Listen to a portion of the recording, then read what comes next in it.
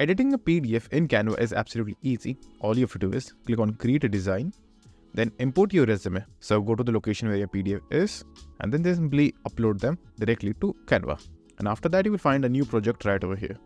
And this is going to be your PDF. Now all you have to do is just simply open it. Now increase the size. And now you will be able to delete, edit any text on the PDF. Let me show you an example. So if I want to change the number in this particular panel over here, all I have to do is double click and then change the number to whatever I want. And just like that, you can add images, change images, replace things, add more elements, remove elements. It's totally up to you. And you can do whatever you want to do. And in the end, when you're done, you can click on the preview option to see how it will look after the final work. And then if you're happy with the final work, go to the share option, then go to the download option and click on the drop down box over here and choose PDF standard. And then just simply download the modified PDF that you just created.